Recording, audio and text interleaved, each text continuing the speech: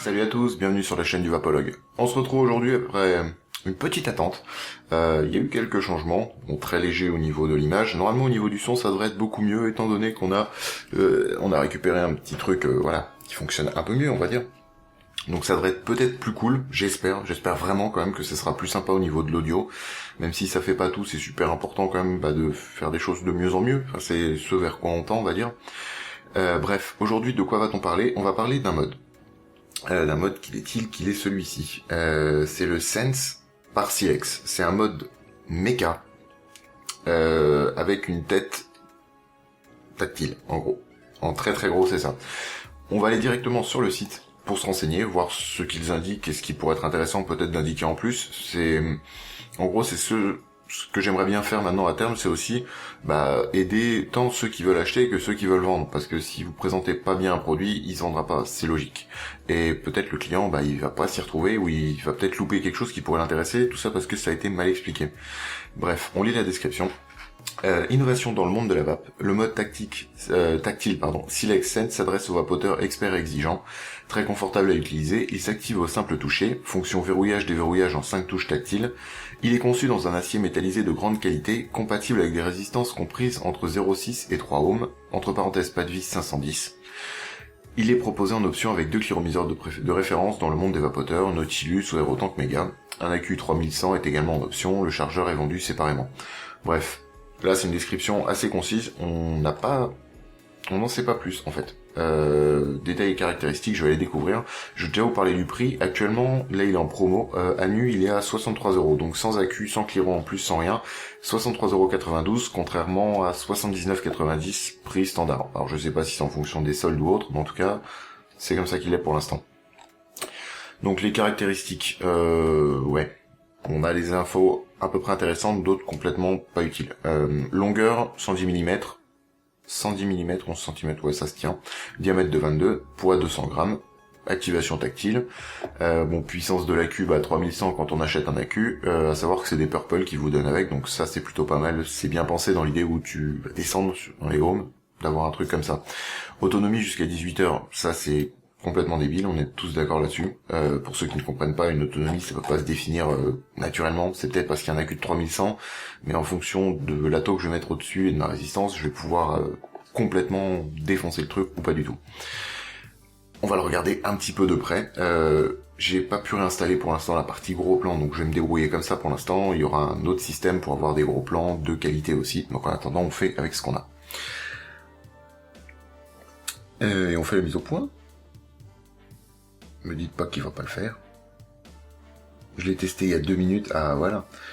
Donc en acier, rien de foufou, mais franchement, il est beau. Il a une bonne gueule. Après, bon, il y a des petits défauts qu'on va voir petit à petit. Là au-dessus, il y a un Kefenlight Plus avec une cloche de belle vape.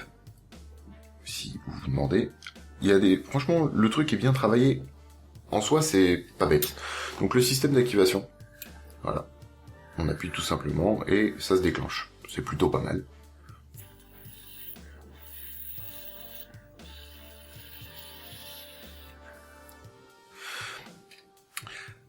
Il y a des choses qui me plaisent moyennement là-dedans. On va déjà voir les parties matérielles en gros, voir ce qui est bien et pas bien. Alors, déjà on commence par là, je vais l'éteindre. Alors 5 clics, c'est bien ça.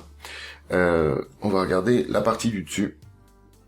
Ce qui me plaît moyennement, c'est que vous voyez, il y a un très léger débord.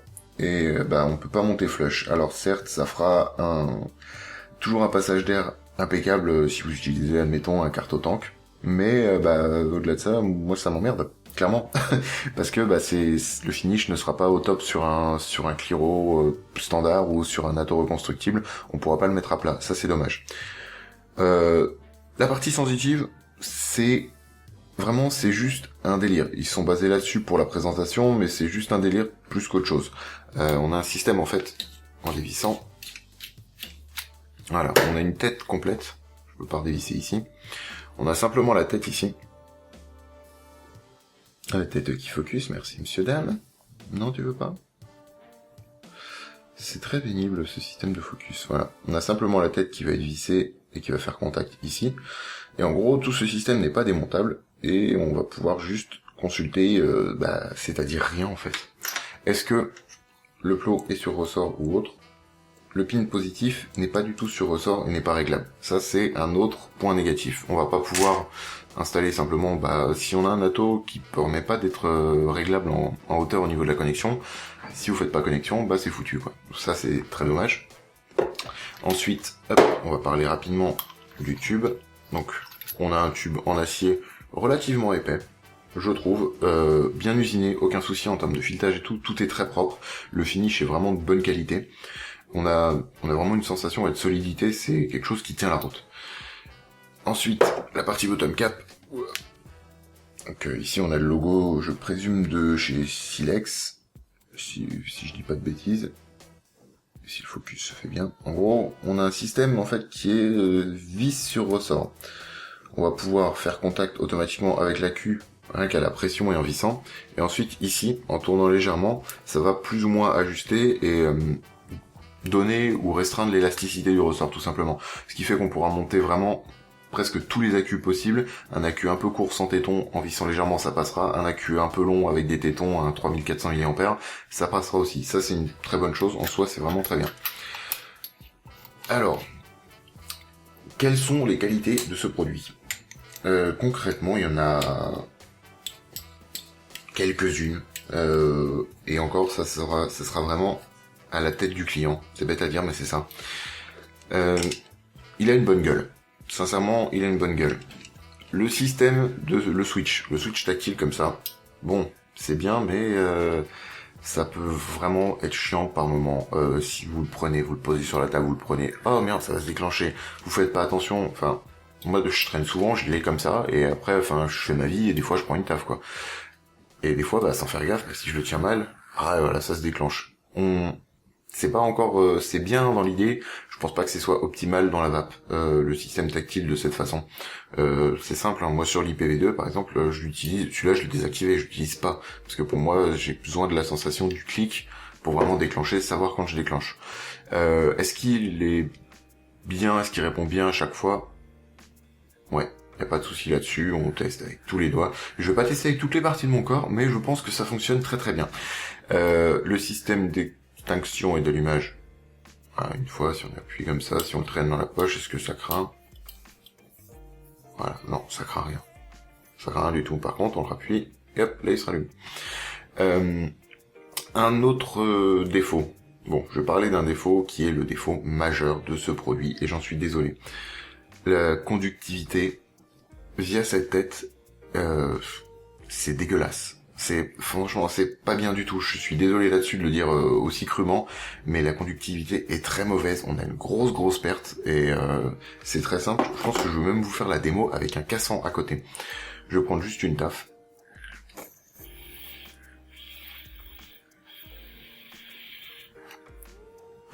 C'est pas vilain, hein. En soi c'est pas vilain. Ensuite, je vais passer juste la queue, je le fais en live, on a le temps, on n'est pas pressé. Alors, je vise juste, tac, l'atto sur le cassant, et la queue là dans le cassant, ça ira très bien.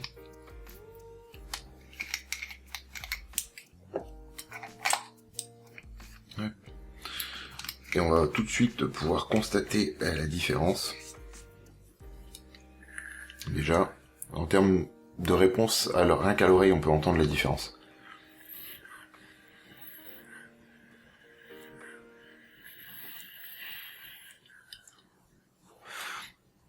Très sincèrement, il y a, je pense, une grosse avancée à faire à ce niveau-là, parce que on apporte un sentiment de technologie, de progression grâce au tactile, mais par contre, on perd clairement en termes de conductivité. Là, je suis avec une résistance qui est à 1 ohm.